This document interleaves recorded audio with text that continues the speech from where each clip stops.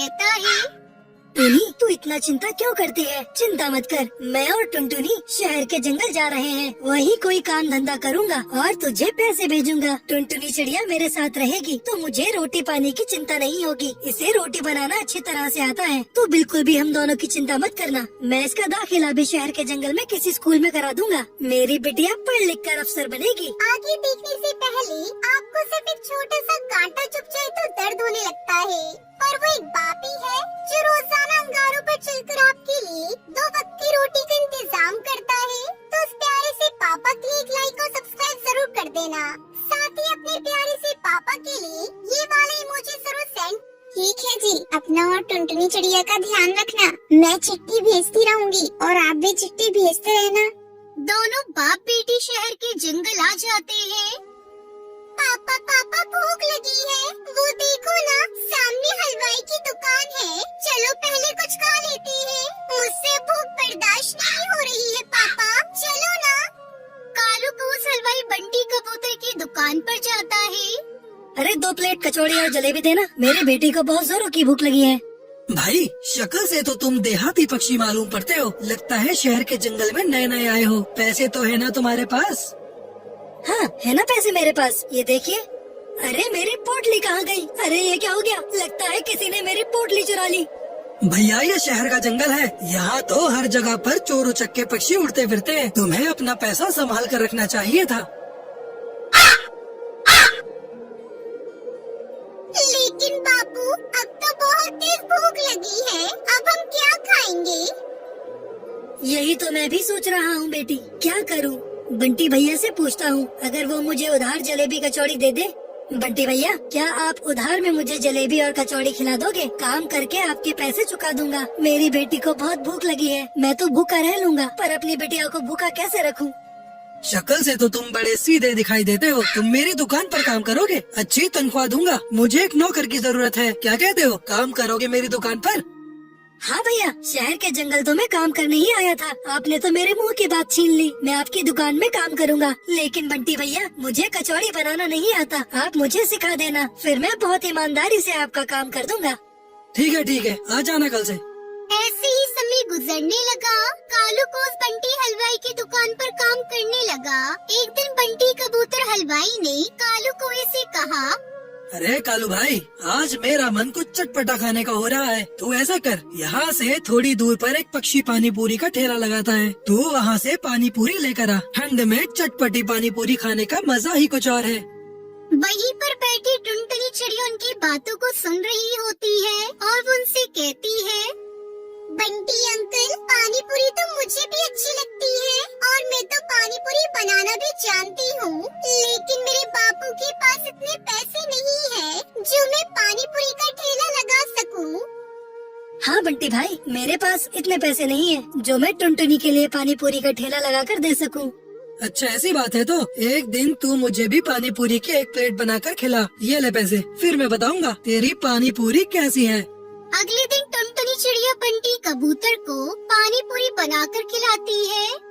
अरे बाबा टुनटुनी, इसका तो कोई जवाब नहीं। ऐसी पानी पूरी तो मैंने आज तक नहीं खाई। तो ऐसा कर, मेरी दुकान के सामने एक पानी पूरी का ठेला लगा ले। पैसे की तू चिंता मत करना, मैं तेरी मदद करूँगा। लेकिन एक समस्या है, अगर मेरी बेटी काम करेगी तो पढ़ेगी कम। मैं तो इसे अफसर बनाना चाहता हूँ। अरे बापू, मैं पढ़ाई भी कर लूँगी, पानी पूरी का ठेला भी लगा लूँगी। सुबह स्कूल जाऊँगी और शाम को स्कूल से आने के बाद मैं पानी पूरी बेचा करूँगी। आप इसकी चिंता मत करो। ठीक है बेटा, जैसी तेरी मर्जी, लेकिन मेरे लायक कोई भी काम हो तो मुझे बता देना। टुनटुनी चिड़िया ने अपने पिता और बंटी कबूतर की मदद से दुकान के आगे पानी पूरी का ठेला लगा लिया। आओ आओ, स्वादिष्ट पानी पूरी खाओ। ऐसी स्वादिष्ट पानी पूरी आपने कभी नहीं खाई होगी। आओ आओ, खट्टी मीठी पानी पूरी खाओ। देखते ही देखते पानी पूरी खाने वाले पक्षियों की भीड़ लग जाती है। फिर कालू को अपनी बेटी टुनटुनी चिड़िया के साथ मिलकर पानी पूरी बेचने लगा। कुछ दिन बाद टुनी चिड़िया भी शहर के जंगल आ जाती है और फिर सभी साथ में खुशी खुशी रहने लगते हैं।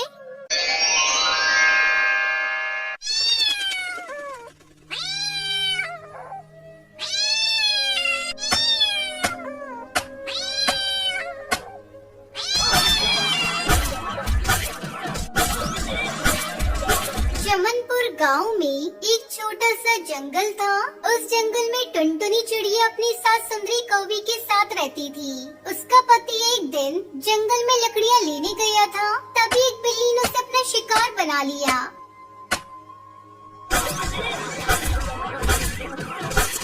घायल कालू कौआ किसी तरह घर पहुंचता है। माँ, टुनटुनी, कहाँ? जल्दी बाहर आओ।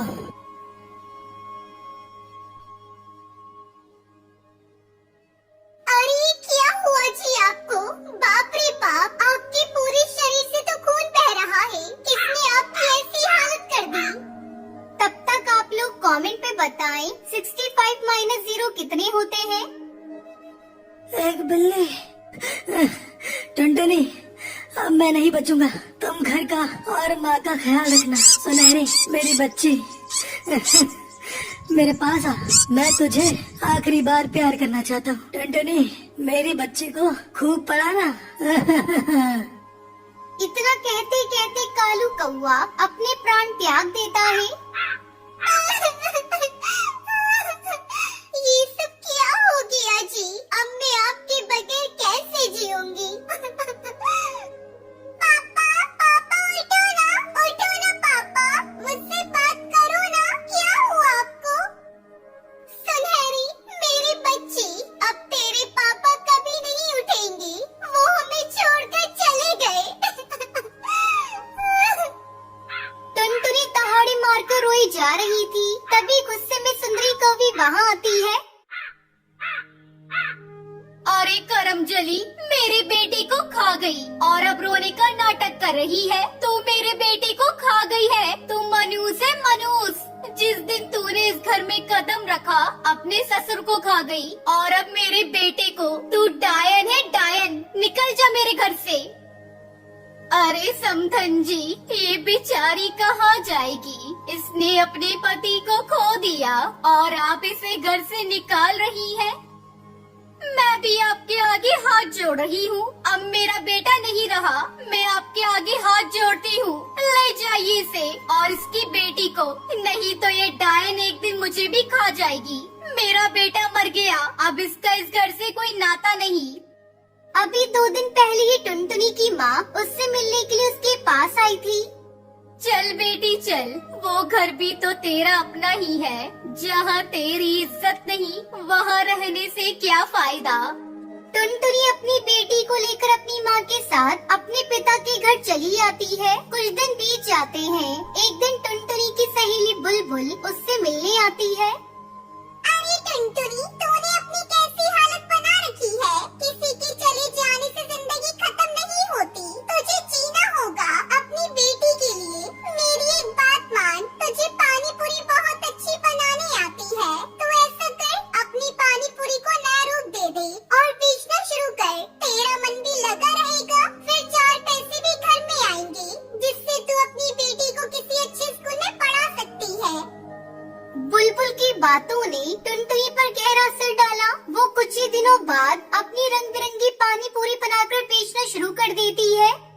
पानी पूरी ले लो, रंगीन पूरी, चटपटी पानी पूरी, खट्टी मीठी पानी पूरी ले लो, पानी पूरी। बहुत ही जल्द टुनटुनी की रंगीन पानी पूरी की डिमांड बढ़ जाती है। टुनटुनी की पानी पूरी की तारीफ जब उसकी सास सुंदरी कौवी को मिलती है तो उसे अपने किए पर पछतावा होता है। वो उसकी माँ के घर जाती है। अरे बहू, मुझे माफ कर दे। मुझे अपनी बेटी की मौत का बहुत बड़ा सदमा लगा था, इसलिए मैंने तुझे मनूस समझा। मुझे अब अपनी गलती का एहसास हो गया है। तो चल मेरी पोती को लेकर, अब से हम सब साथ में रहेंगे। टुनटुनी अपनी सास को माफ कर देती है और उसके साथ अपने पति के घर वापस चली जाती है। इस तरह वो रंगीन पानी पूरी बेचकर खुशी खुशी अपनी बेटी के साथ अपनी जिंदगी बिताने लगती है।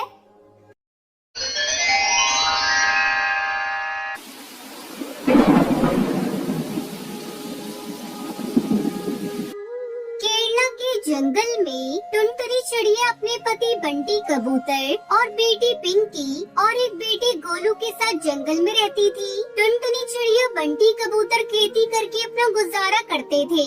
बंटी कबूतर अपने खेत में हर प्रकार की सब्जियां और फसल उगाया करता था और उन्हें शहर की मंडी में अच्छे दामों पर बेच देता था। अजी सुनते हो जी, इस बार धान की फसल तो बहुत अच्छी हुई है। जल्द से जल्द से शहर ले जाकर बेच दो। बारिश का क्या भरोसा, बिन मौसम भी बारिश होने लगती है। तुम ठीक कहती हो, जल्द ही मैं अपनी फसल को ले जाकर शहर की मंडी में बेच दूंगा। तुम चिंता मत करो, बस बच्चों पर ध्यान दो। तब तक आप लोग कमेंट पे बताएं 39 + 25 कितने होते हैं। और उसका पति धान की फसल काट कर खेत में ही छोड़ देता है और खाली खेत में सब्जियों की बुआई करने लगता है। इसी तरह कुछ दिन गुजर जाते हैं। एक दिन गांव का कालू किसान उनके पास आता है। बंटी, अरे ओ बंटी, कहाँ हो भाई? जल्दी घोंसले से बाहर आओ, मुझे तुमसे जरूरी बात करनी है। क्या बात है कालू भाई, कौन सा जरूरी काम है? बताओ, मैं उसे पूरा करने की कोशिश करूंगा। बंटी भाई, बस आपसे यही कहना था, अपनी फसल के साथ मेरी भी फसल शहर में बेच देना। ठीक है कालू भाई, मैं 1-2 दिन में अपनी फसल बेचने जाऊंगा तो तुम्हारी भी फसल बेच दूंगा। कालू को वो वहाँ से जाने लगता है। तभी टुनटुनी वहाँ आ जाती है और कालू से कहती है, अरे कालू भैया बैठिए, मैं अभी आपको ठंडा ठंडा तरबूज का शरबत पिलाती हूँ। गर्मी बहुत है। नहीं बहन, फिर कभी आकर शरबत पीऊंगा। ऐसा कहकर कालू किसान वहाँ से चला जाता है। रात को जब सभी सो रहे थे, तभी अचानक बिजली कड़कने लगती है और बारिश शुरू हो जाती है। अब क्या होगा जी? हमारी सारी फसल खेत में पड़ी है, सब भीग जाएगी। अरे पगली, तू चिंता मत कर, अभी बारिश रुक जाएगी। देख, बादल जा रहे हैं। दोनों पति पत्नी काफी देर तक बारिश रुकने का इंतजार करते हैं, लेकिन बारिश होती ही जा रही थी। रात भर जोरों से बारिश होती रही। सुबह जब बारिश रुकी तो बंटी कबूतर टुनटुनी चिड़िया अपने खेत पर जाते हैं। वहाँ का नजारा देखकर दोनों पति पत्नी जोर जोर से रोने लगते हैं। सारे खेत में पानी भर गया था और उनकी फसल पूरी तरह से पानी में डूब चुकी थी। हे भगवान, ये तूने क्या कर डाला? सारी फसल बर्बाद हो गई। पता नहीं हमारी फसल को किसकी नजर लग गई।